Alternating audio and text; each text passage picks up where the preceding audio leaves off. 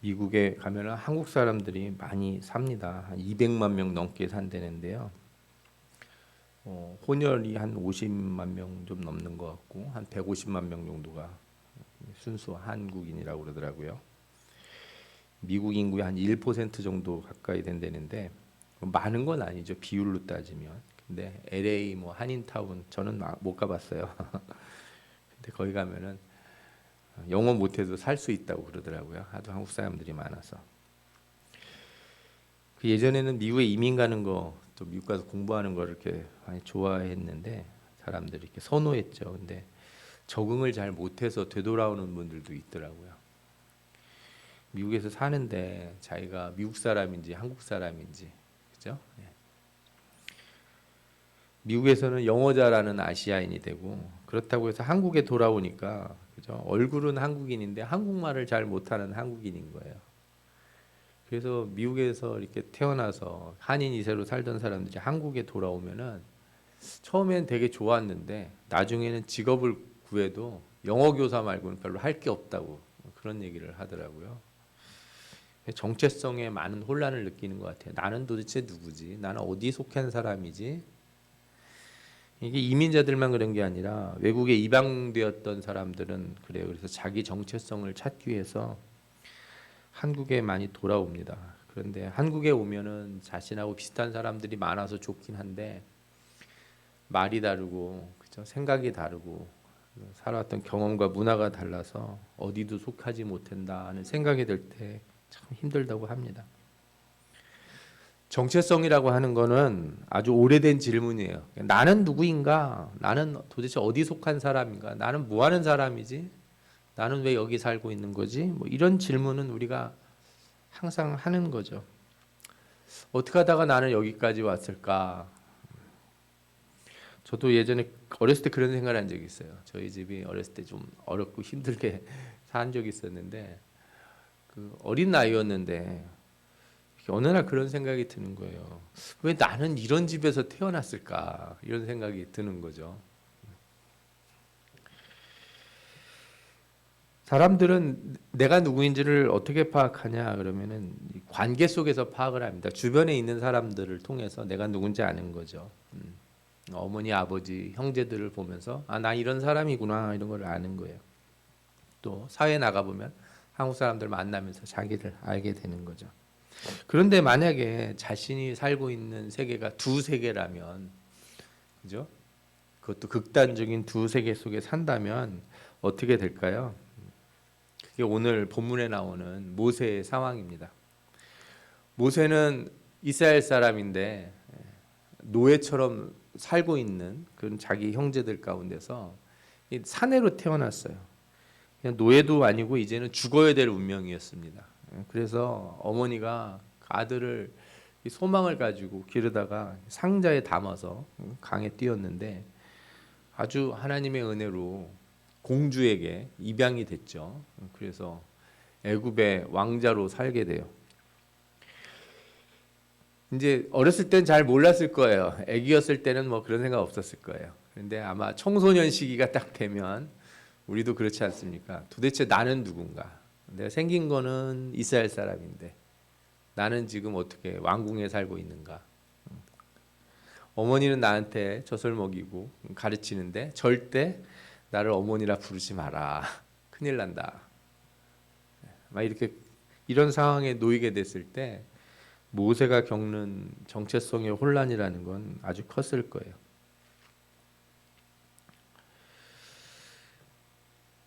나는 누구인가? 나는 왜 이렇게 살고 있는가? 과연 나는 애굽인인가? 히브리인인가? 생각해 보면요, 이 질문이 아주 몇천 년 전에도 있었던 질문이고 지금도 있어요. 그리고 이게 어린 아이 때만 갖는 질문이 아니고요. 나이가 50, 60이 돼도 여전히 이 질문을 하는 분들이 있어요. 나는 도대체 누군가? 나는 어떻게 하다가 여기까지 오게 됐는가? 도대체 하나님은 무슨 뜻이 있길래 나를 이런 상황에 놓이게 하시는가? 성경에서는 모세가 이 일로 얼마나 방황했다 이런 얘기는 안 나와요. 뭐 질풍노도의 시기를 보냈다 이런 말씀은 없어요. 대신에 그가 어떻게 변했는지 한 구절로 말씀을 해주는데 2장 11절에 이렇게 나옵니다. 모세가 장성한 후에 한 번은 자기 형제들에게 나가서 그들이 고되게 노동하는 것을 보더니 어떤 애굽 사람이 한 히브리 사람 곧 자기 형제를 치는 것을 본지라. 이 말씀을 보면 형제라고 하는 단어가 두 번이나 나와요. 모세가 히브리 사람을 누구로 인식했다는 거예요? 형제로 인식했다는 거예요. 그러니까 모세가 어느 순간인가 나는 히브리 사람이다. 나는 이스라엘 사람이다. 그걸 인정을 했다는 거예요. 우리는 모세가 어떻게 애굽의 왕자와 노예로 사는 이 그 중간에 있다가 자신이 히브리 사람이라고 결정하게 되었을까 생각해 봅니다. 뭐 당연하지 않냐. 뭐 얼굴 색깔이 그렇고 피가 그러면 그죠? 우리 그런 얘기 많이 하잖아요. 뭐 피가 뭐보다 더 뭐 진하다. 뭐 이렇게 얘기할 수도 있어요. 물론 그럴 수도 있겠죠. 혹은 왕궁에서 사는데 옆에 있는 애굽 사람들이 이렇게 눈치를 주기 시작하는 거죠. 아우 저 히브리인 어떻게 하다가 이 왕궁에 들어오게 됐을까? 쟤는 운도 좋아. 어떻게 하다 왕자가 됐냐? 막 이런 얘기를 했을 수도 있을 거예요. 그래서 언젠가 야 나 여기 있다가는 죽을 수도 있겠구나. 이런 뭐 위기를 느낄 수도 있겠죠. 그런데 그렇게만 생각을 하면 그 이제 세상 사람들이 보는 생각이고 성경을 가만히 보면은 우리가 모세가 어떻게 해서 살아나게 됐는지 알게 되지 않습니까? 그의 어머니와 누나가 어떤 헌신을 했고 어떤 소망을 품었는지 알고 있어요. 그게 가장 중요해요. 어머니가 이 모세를 기르면서 자기가 마음에 품었던 소망을 아들에게 가르치지 않았겠습니까? 그게 바로 뭐냐? 신앙교육이에요. 신앙교육. 여러분들 자녀들에게 해야 될 신앙교육, 신앙교육이라 그러니까 너 교회 안 나오면 너 밥 굶는 줄 알아. 이런 거, 그죠? 예. 그런 거 저도 어렸을 때 들었는데, 예. 너 뭐 오늘 가서 안 하면은 너 혼나. 예. 너 성경 오늘 외워야 되는 거 안 외우면은 너 안 돼. 이런 걸 신앙교육이라고 우리가 생각할 때가 있어요. 주일날 한 번이라도 빠지면 안 되고 어디 친구들이랑 어디도 못 가고 막 이렇게 해서 막 억눌려 산 것처럼 이제 사람이 생각을 하게 되는데 진짜 신앙교육은 뭐냐면 그 안에 하나님에 대한 소망을 심어주는 거예요. 그러니까 내가 누구인지, 그죠? 내가 누굴 바라봐야 되는지, 내 인생의 목표와 결정을 누구 안에서 해야 되는지를 심어주는 게 그게 신앙교육이에요. 그 교육이 없었다면 모세는 야, 너 우리 아들 딴 사람 집 다 죽는데 너만 살아났다. 너는 여기서 잘 어떻게든 버텨가지고 씨를 퍼뜨려서 우리 가문을 살려라. 그런 생각 가진 사람들은 하나님이 쓰진 않았을 거예요, 확실히. 신앙교육이라고 하는 건요, 그냥 단순한 인격적인 결심을 유도하는 것하고는 달라요. 신앙교육에서 너 열심히 공부해라, 너 성공해라, 뭐 이런 거라는 게 신앙교육이라고 볼 수 없어요. 혹은 너 한국 사람이니까, 그죠? 너는 뭐 반드시 한국을 생각하고 살아야 된다. 나라에 충성해야 된다. 너 군대를 꼭 가야 된다. 미국에서도 그래서 한국에 와서 군대 이렇게 왔다 가는 사람들이 있다고 그러더라고요. 한국말도 잘 못하면서. 근데 그렇게만 생각하면 하나님을 이렇게 우리가 잘 인식하지 못하게 돼요. 모세가 자신이 누구인지를 결정하는 과정에서 가장 중요한 거는 나를 여기까지 인도하신 분이 하나님이시다. 이걸 인정하는 거예요. 이게 참 놀라운 건데요. 인간은 자유의지라는 게 있잖아요. 내가 다 의사결정한 것 같아요. 뭐 예를 들어서 내가 어떤 사람이 되기로 결정하는 거 뭐 그런 것뿐만 아니라 내가 학교를 어디를 가기로 하고 내가 나중에 뭐 남자를 만나건 여자를 만나건 결혼을 하건 내가 직장에 가건 다 내가 결정한 것 같잖아요. 그죠? 내가 어디 동네 가서 살게 되고 내가 다 결정한 거예요. 그런데 믿음의 사람들은 자신의 결정을 뭐라고 생각하냐면 하나님이 나를 여기까지 이끄셨다. 그걸 깨닫는 거예요. 이게 왜 중요하냐면 내 결정 중에 좋은 결정만 있는 건 아니었거든요. 내 결정 중에 잘한 결정만 있는 건 아니에요. 그런데 하나님이 나를 이끄셨다 이렇게 인정되는 순간 뭐냐면 내가 했던 실수들도 하나님 안에서 의미를 찾을 수 있겠구나. 내가 이 시점에 내가 잠깐 어렵고 내가 잠깐 쓰러져 있고 내가 잠깐 힘들고 이렇지만 하나님이 나를 이끄셨기 때문에 나의 이런 실수 가운데서도 하나님이 분명히 귀한 은혜를 내게 주실 것이다. 여러분, 그래서 여러분들이 좋을 때나 아니면 어려울 때나 고난 가운데 있거나 또 평안한 가운데 있거나 하나님이 나와 함께 계시다는 것을 인정하시기 바랍니다.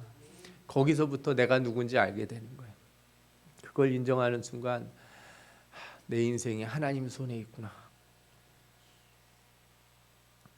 그걸 알고 모세가 이제 이렇게 생각하게 돼요.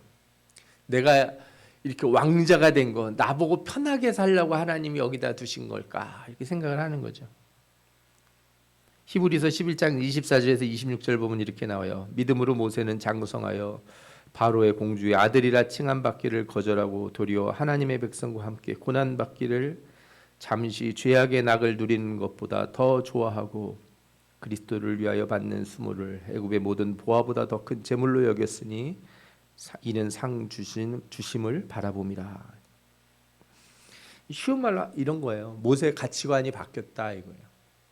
하나님이 나를 여기까지 인도하신 걸 알게 되고 내가 하나님께 속한 사람이라는 걸 딱 깨닫는 순간 가치관이 바뀌어요. 어떻게 바뀌어요?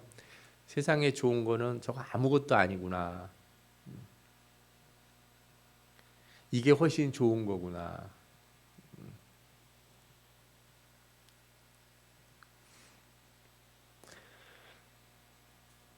사실 이런 말을 이렇게 할 수 있다는 건 참 이 모세가 참 대단한 사람인 것 같아요.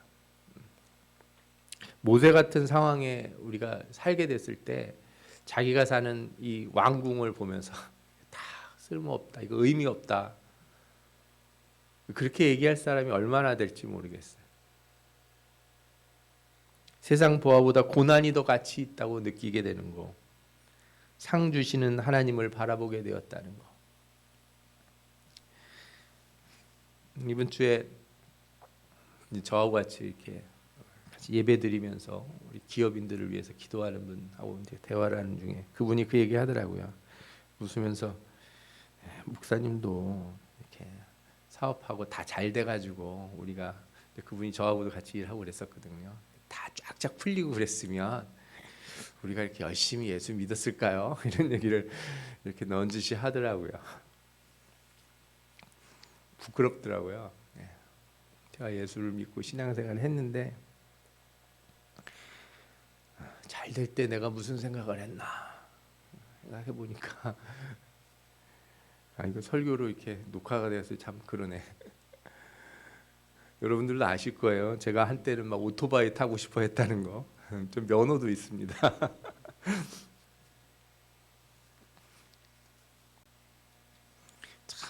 참 별의별 거 이렇게 관심 가는 게 많았어요. 네. 아니, 제가 뭐 11조를 안 내기를 합니까? 뭐 감사를 안 하기를 합니까? 제가 교회를 빠지기를 합니까? 그것도 하고 세상에 있는 것도 즐기고 좀 살면 되지. 내가 누군지 아는 순간에 가치관이 바뀌어야 되는데 예수 믿으면서도 가치관이 안 바뀌는 사람들이 너무 많아서 앞에 있는 목사도 참 부끄럽게 말씀을 드립니다. 목사가 돼서도 한 사람의 영혼을 위하여 기도하는 일보다 때로는 이렇게 막 부흥이 많이 돼서 사람들이 많이 와서 그렇죠. 제가 막 설교집도 막 많이 팔리고 막 이렇게 어디 학회 가서 막 발표도 하고 그럴 때 좀 잘 이렇게 알려지고 막 이런 생각을 이렇게 했다는 것 자체가 제가 거짓말 할 수 없어요. 그냥 안 한 적은 않았어요. 저도 했어요.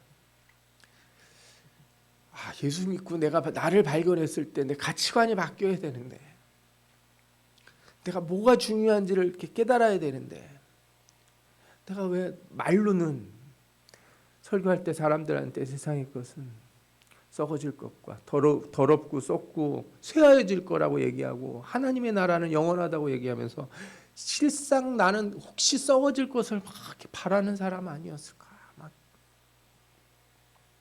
우리도 기도하면서 우리는 하나님 나라에 소망이 있다 그러면서 나는 지금 먹고 사는 게 너무 필요합니다. 나는 인생이 좋습니다. 돈 많이 벌고 좋은 집에서 살고 싶습니다. 뭐 그런 게 잘못됐다는 게 아니라 가치관이 뭐가 우선순위인지는 우리가 바뀌어야 되지 않겠습니까? 그래서 여러분, 정체성이라는 게 그거예요. 내가 누구냐는요, 내가 뭘 중요하게 생각하느냐예요. 내가 뭘 중요하게 생각하느냐. 여러분들이 주일날 교회 나오는 거 예수 믿으니까 나오는 게 아니고 이게 제일 중요하다고 생각해서 나와야 되는 거예요. 내가 더 하고 싶은 일이 있는데 막 참고 막 나오는 게 아니고 주님 앞에 나오는 것보다 더 중요한 게 없어서 나와야 되거든요. 여러분들의 인생이 얼마나 힘들고 뭐 고난이 많고 어떤 분들은 또 아무 일 없이 평탄하게 살아왔더니 상관없습니다. 별일 없이 살았던 사람이건 온갖 풍파와 고난 속에 사셨던 분이든 간에 하나님이 나를 오늘 이 자리로 부르셨으면 이유가 있는 거고 그 안에서 나를 발견해야 되고 내 인생에서 가장 중요한 가치가 하나님 앞에 있다는 것을 우리가 고백해야 될 줄 믿습니다. 모든 일에 하나님의 섭리가 있으니까 그 섭리 안에서 여러분들이 발견되시기를 축원합니다. 세상에서 많은 사람들이요, 뭐 우리들만 이런 자기 발견, 자기 정체성을 보는 건 아니에요. 세상 사람들도 어떤 계기가 있으면 자기가 누군지를 깨닫게 돼요. 우리나라 역사를 보면 그 연산군이라는 사람이 나오는데 성종의 아들이죠. 10대 임금이 되는 사람이. 그냥 어려서부터 어머니 얘기를 거의 못 들었어요. 왜냐하면 자기 어머니가 폐비가 된 사람이에요. 질투심이 많아가지고 막 이상한 사술 같은 거 하다가 왕에게 미움을 받아서 쫓겨나죠. 우리 연산군 얘기는 드라마에서도 많이 나와서 많이 보셨을 거예요. 그런데 이 왕이 성종이 연산군을 절대 엄마 얘기를 못 가리키게 했어요. 주변 사람들한테. 그러다가 이제 18살 되던 애 왕이 돼 버렸네요. 왕이 된 후에 자기 엄마가 어떻게 죽었는지 알게 돼요. 그 다음에 이 연산군이 어떻게 돼요? 폭주를 하게 돼요. 내가 누군지 알게 되는 순간 자기 정체성을 확립을 했는데 어떻게 확립을 해요? 그냥 폭군이 되는 식으로 바뀐 거죠. 반대의 경우도 있어요. 그 정조라고 하는 왕이 있죠. 정조의 아버지가 누구냐? 사도세자예요. 억울하게 죽었어요. 참 비참하게 죽었죠. 그리고 자기를 죽이려고 하는 수많은 정적들이 있는 걸 알아요. 그런데 이 사람은 왕이 돼서 어떻게 해요? 참 이렇게 좋게 정치를 하고 복수하지 않으려고 이렇게 애를 썼어요. 이게 뭘 말씀드리고 싶으냐면 내가 정체성, 내가 누군지를 알게 되고 뭐가 더 중요한지를 알게 됐으면 그때부터 뭘 해야 되냐면 내가 할 일이 무엇인가를 거기서 찾아내야 돼요. 내 사명을 찾아야 되는 거죠. 내가 누군지만 아는 건 그렇게 중요하지 않아요. 그래 나는 히브리 사람이구나. 난 예수 믿을 사람인가 보다. 뭐 그렇게 끝나버리면은 그건 소용이 없어요. 그럼 나는 무엇을 할까 이거예요. 신앙에서도 이거예요. 여러분들이 은혜 받았을 때 오는 첫 번째 질문이 뭐예요? 왜 날 사랑하나? 하나님 왜 날 사랑하십니까? 내가 도대체 누구길래 저를 사랑하십니까? 그 다음 질문으로 넘어가야 돼요. 그 다음 질문이 뭐예요? 그 다음 질문.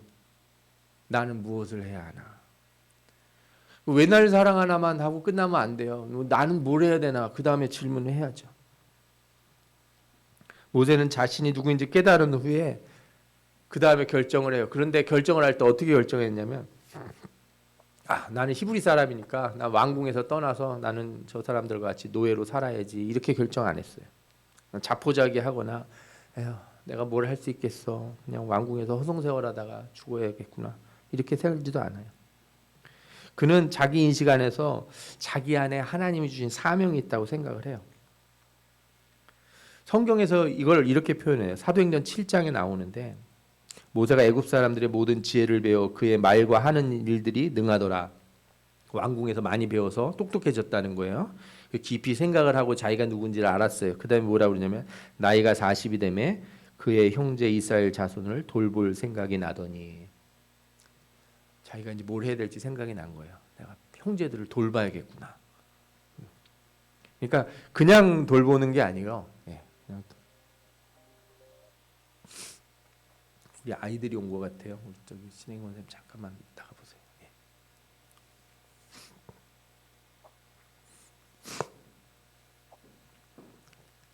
자기 인식을 했을 때 왕궁에서 편한 삶을 사는 것으로는 온전하지 못하다는 걸 알았고 그리고 노예로 돌아가는 것도 좋은 게 아니었다는 거예요. 그래서 자기가 지금까지 배워온 걸 이용을 해서 자기 지위를 이용해서 내가 우리 이스라엘 백성들을 내가 돌봐야겠다. 내가 이렇게 돌봐야겠다. 이런 생각을 했다는 거예요. 여기 모세의 태도가 형제 이스라엘 자손을 돌볼 생각이라고 하는 표현에 주목을 해봐야 돼요. 돌본다는 건 아무나 할 수 있는 게 아니지 않습니까? 자기 정체성을 확립한 뒤에 내가 이런 자리에 있는 거 다 하나님 뜻이니까 이 자리에서 내가 무엇인가 할 일을 찾아야겠다. 저는 이게 아주 보편적인 생각이라고 들어요. 자꾸 제 얘기를 해서 죄송한데 비슷해요. 모든 사람들이. 저도 비슷한 생각을 했으니까요. 제가 해왔던 삶의 경험들이 있었어요. 제가 목사가 될 때 그런 생각을 해요. 하나님이 이거 이용하실 것이다. 내 백그라운드를 사용하실 것이다. 이렇게 생각을 했어요. 지금도 이렇게 제가 이렇게 학교에서 우리 목사님들 만나거나 혹은 우리가 설교할 때 제가 이제 파워포인트로다가 이렇게 띄워놓고 할 때 있잖아요. 저는 그런 거 만드는 게 되게 편해요. 그렇게 오랫동안 살아왔던 사람이라 이렇게 PPT 만들고 이렇게 하는 거 되게 편해하는 사람이에요. 그래서 저는 하나님이 나를 그런 쪽에 쓰시겠다. 그래서 많은 사람들이 저한테도 그랬어요. 우리 목사님은 하여튼 청년들을 이렇게 한테 이런 얘기도 많이 해주고 세상에 있는 지식들과 하나님의 말씀을 잘 이렇게 전달할 수도 있고 좋을 거라는 거예요. 모세도 비슷하게 생각을 한 거예요. 그래서 자기 히브리 형제들이 고난 당할 때 어떻게 했냐면요, 가서 그 사람들을 이렇게 도우려고 했어요. 이 애굽 사람들이 히브리 사람을 치니까 자기가 이제 힘이 있잖아요, 능력이 있으니까 몰래 애굽 사람을 쳐가지고 죽여요. 땅에 묻어버려요. 이걸 보면 여러분들이 사람이 혈기가 능성해서 어떻게 살인을 하냐 그럴 수 있는데. 당시 상황을 보면요, 애굽 사람이 히브리 사람 툭하면 죽였어요. 때려서 죽이고 건설하다 죽고 전혀 그런 거에 대한 꺼리낌 같은 걸 느끼지 못했을 거예요 아마. 그래서 출애굽기 2장 12절에 보면 좌우를 살펴 사람이 없음을 보고 그 애굽 사람을 쳐 죽여 모래 속에 감췄다 이런 말씀이 나와요. 사도행전 7장에는 이걸 뭐라고 표현했냐면 한 사람이 원통한 일 당함을 보고 보호하여 압제받는 자를 위하여 원수를 갚아 애굽 사람을 쳐 죽이니라. 완전히 어떤 독립투사처럼, 그죠? 자기가 있는 위치에서. 옛날에 우리나라 그 드라마 중에 각시탈이라고 하는 드라마가 있었어요. 겉으로 보기에는 그냥 평범하게 있다가 이렇게 타일 이렇게 쓰고서 가서 자경단 해서 일본 사람들 막 혼내주고 하는 일제 시대 때 사람을 이렇게 모델로 했나 봐요. 비슷한 일을 한 거죠. 그리고서 아마 모세는 돌아와서 뿌듯하게 생각했을 거예요. 하나님이 나를 왕자로 이렇게 두신 이유가 다 있구나. 내가 이런 일을 할 수 있고 이런 식으로 사람들을 도울 수 있는 특별한 은혜를 주시고 사명을 주셨나 보다. 그런데 다음 날 갔는데 히브리 사람들끼리 싸우는 거예요. 이 사람들이 지금 힘을 합쳐도 모자랄 판에 지금 뭐 하는 거냐. 한마디를 했어요. 그랬더니 이 사람들이 뭐라고 그래요?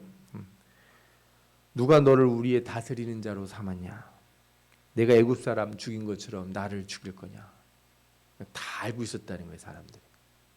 도와줬던 사람이 히브리 사람을 내가 도와줬는데 그 사람이 고마워하고 자신이 한 일을 덮어주는 게 아니라 어떻게 해요? 다 떠벌리고 까발리는 거예요. 모세가 이제 충격을 받습니다. 내가 한 행동이, 나는 하나님이 내 사명이라고 생각하고 내가 이 일을 했는데 이게 어떻게 이렇게 되는가? 그리고 애굽 왕이 자기를 찾아요. 죽이려고. 그러니까 이제 모세가 어떻게 됩니까? 도망가기 시작해요. 피해요. 출애굽기 2장 14절에 보면 모세가 두려워하여 이르되 일이 탈로 되었도다. 난 숨기면서 이 일을 계속 하고 싶었는데 어떻게 됐다고요? 탈로가 났다. 바로가 이 일을 듣고 모세를 죽이고자 하여 찾는지라. 모세가 바로 낯을 피하여 미디안 땅에 머물며 하루는 우물 곁에 앉았더라. 미디안 땅이 어디냐? 이제 광야예요. 이집트에서 지금 시나이 반도라고 하는데 이스라엘 가는 길에 있는 반도죠.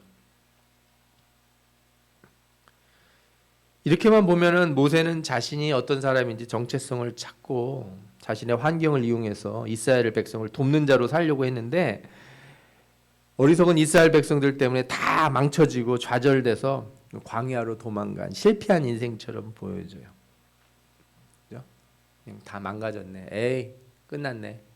그리고 그냥 광야로 도망간 사람처럼 보이는 거죠.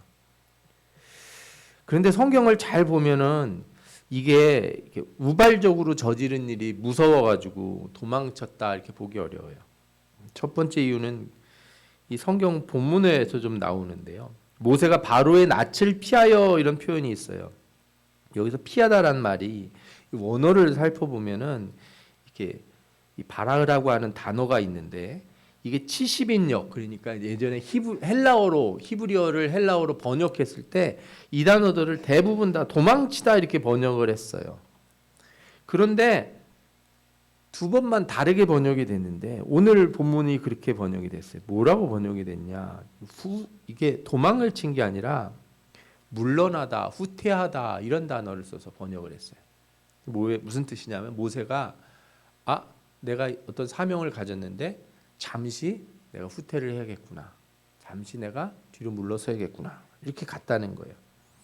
그래서 히브리서 11장 27절 보면 이걸 더 잘 알 수 있어요. 뭐라고 나오냐면 믿음으로 애굽을 떠나 왕의 노함을 무서워하지 아니하고 이렇게 나와요. 그죠? 이게 모세가 무서워서 그냥 자기가 사고 쳐서 도망친 게 아니고 뭐예요? 왕의 노함을 무서워하지 않고 내가 이 일을 계속하기 위해서 잠시 전략적으로 후퇴를 해서 준비를 해야겠다 이렇게 갔다는 거예요. 그러면서 히브리서 11장 27절에 이렇게 더 이야기해요. 곧 보이지 아니하는 자를 보는 것 같이 하여 참았으며. 무슨 뜻이냐면 이스라엘 백성들이 자신에게 한 행동에 대해서 그냥 생각 같았으면 이 나쁜 놈들아, 내가 너희를 위해서 이렇게 애를 쓰는데 너희가 나를 이렇게 고발을 하고 이렇게 할 수가 있냐? 이렇게 하지 않고 누굴 보고 참았다고요? 보이지 아니하는 분을 보고 참았다는 거예요. 하나님 보고 참았어요. 백성을 원망하거나 도와줄 필요가 없다 이렇게 폄하하지 않고 하나님 생각하며 참고 미디안 광야로 일부 후퇴를 한 거예요. 그런데 이제 여기서 준비를 해야 될 거다 이렇게 생각을 했겠죠. 그래서 우물가에 앉아가지고 이렇게 생각을 했어요. 오늘 성경에도 보면 우물가에 있는데 미디안 사람의 어떤 이제 여자들이 양을 치러 오는데 이 사람들을 괴롭히는 목자들이 있는 거예요. 그러니까 모세가 나서서 어떻게 해요? 의협심을 발휘해요. 왜? 자신이 이제 그런 사명을 가졌다고 생각을 하니까 다 쫓아내요. 그러다가 그 집에 가서 결혼도 하고 살게 돼요. 시간이 자꾸 지나가는 거예요.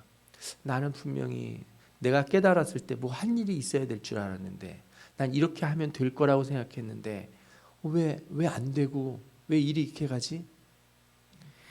이게 정말 참 괴로운 일일 거예요. 내가 인생에 있어서 하나님 앞에 기도하고 하나님이 날 이렇게 부르셨구나. 하나님이 날 쓰시려고 이렇게 하시는구나. 이거 딱 깨닫고서 네, 감사합니다. 저는 그렇게 가겠습니다. 막 했는데 안 돼요. 일이 다 막혀. 내가 준비한 대로 안 돼. 일이 이상한 쪽으로 흘러요. 그리고 광야에서 계속 살게 돼요. 모세가 그때 결혼해서 아이를 낳고 뭐라고 이름을 짓냐? 22절에 나옵니다. 그가 아들을 낳음에 모세가 그의 이름을 게르솜이라 하여 이르되 내가 타국에서 나그네가 되었습니다 하였더라. 아들 이름을 뭐라고 줬다고요? 게르솜이라고. 나그네다. 나그네란 말이 뭡니까? 고향으로 돌아가야 된다는 얘기죠. 고향이 어디예요? 모세의 고향은 애굽인가요? 나는 가긴 가야 되는데 어디로 가야 되는가? 내가 해야 될 일이 있긴 있는데 그게 언젠가? 내 사명이 있는 것 같은데 내 인생이 이런 우여곡절 끝에 내가 여기까지 왔는데 내 인생이 이렇게 끝나는 건가? 과연 나는 아무 일도 못하고 하나님이 나를 여기서 양이나 치게 하시려고 나를 나일강에서 건지셨는가? 내 인생의 그 수많은 일들 가운데서 나를 하나님이 부르셨는데 이렇게 하라고, 이렇게 살고 있으라고 나를 부르셨는가? 나의 나그네 인생의 끝은 무엇인가? 내가 해야 될 일이 있다는 거 아는 거, 내가 내 자신을 발견하는 것 이상으로 중요한 거 있다는 것이 오늘 성경에서 우리에게 말씀해 주고 싶은 거예요. 그건 뭐냐면 하나님의 때가 있다는 거예요. 하나님의 때가 있다. 이게 신자가 하나님 앞에 와서 기도할 때 반드시 가져야 될 태도예요. 내가 막 은혜 받고 깨달았다고 하나님 지금입니다. 지금 안 하면 안 됩니다. 막 이렇게 기도할 수가 없어요. 뭐라고 기도해야 돼요? 하나님의 때에 저를 써주셨소서. 어떤 터널을 지나갈 때 인생의 긴 터널 가운데 어두워서 이게 언제 끝나는지도 모를 때 나는 깨달은 것 같아요. 나는 준비가 된 것 같아. 근데 하나님 이거 언제 끝나는 겁니까? 빨리 하십시오. 하나님이 때가 될 때까지 참고 기다리게 하시는 은혜가 있어요. 출애굽기 23장 25절에 보면 여러 해 후에 애굽 왕이 죽고 이스라엘 자손은 고된 노동으로 말미암아 탄식하며 부르짖으니 그 고된 노동으로 말미암아 부르짖는 소리가 하나님께 상달된지라. 처음 나오는 얘기예요. 출애굽기 앞에서부터 이스라엘 백성들에게 고난을 받아도 이렇게까지 하나님 앞에 부르짖지 않았어요. 하나님의 때가 됐어요. 때가 안 될 때 모세가 나서서 이랬더니 뭐래요? 네가 뭔데 우리한테 지적질이야? 이랬단 말이에요. 때가 되고 하나님 앞에 이스라엘 백성들의 마음이 무너졌을 때 하나님이 그들의 소리를 들으시고 기억하셨더라. 이걸 보면 하나님은 모세가 생각한 자신의 사명을 실행해야 하는 시간과 하나님의 백성들이 하나님께 부르짖는 때가 똑같지 않았다는 걸 알게 돼요. 왜 그랬을까요? 내 일이 내 사명이라는 게 내 결심만으로 되는 건 아니었구나. 내 의지만으로 되는 건 아니었구나. 성경은요, 이 광야 기간 40년 동안 모세가 뭘 했는지 거의 기록하지 않아요. 하나님 모세에게 너 지금부터 40년 동안 준비해라. 너 열심히 이렇게 무술도 연마하고, 그죠? 중국 영화 보면 40년 동안 무술을 연마했으면 막 하늘을 날아다녔을 거예요. 그죠? 아니면 병법을 뭐 한다든지 광야의 길을 잘 알아놔서 나중에 탈출로를 어떻게 확보해야 되는지 이런 거 하나도 안 시켰어요. 오히려 하나님은 모세가 내가 깨달은 게 맞나? 내가 과연 가졌던 내 생각이 옳았나? 나는 정말 이 일을 하는 사람이었나? 하나님이 이렇게 하시려고 나를 그 어려운 가운데서 나를 건지셨나? 완전히 자신의 생각이 이렇게 가라앉을 때까지 내려놓을 때까지 하나님이 그를 광해해 두세요. 그리고 40년이 지나서 부르세요. 하나님이 그를 불렀을 때 하나님이 모세를 다시 부를 때 모세가 그때 자신이 발견한 자기를 이야기해요. 뭐라 그래요? 나는 아무것도 할 수 있는 사람이 아닙니다. 나는 말도 못하고요. 나는 능력도 없고요. 나는 할 수 있는 힘이 하나도 없는 사람입니다.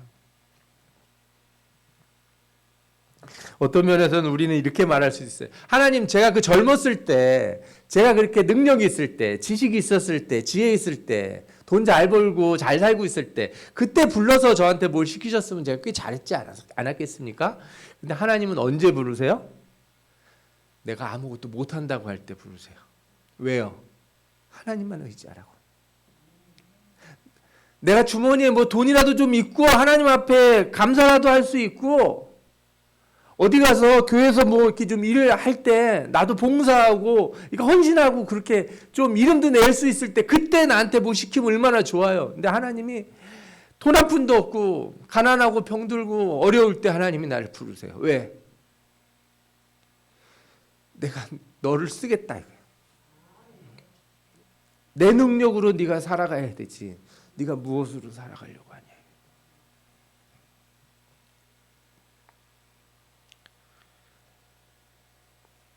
왕자로 배운 거 써먹으려고 그랬었는데 하나도 못 써먹게 될 때, 힘 좋고 능력 있을 때, 힘 다 빠져서 할아버지 됐을 때, 그때 하나님이 부르세요. 지팡이 하나 주면서 너 이거 들고 가라. 내가 너와 함께 할 거다.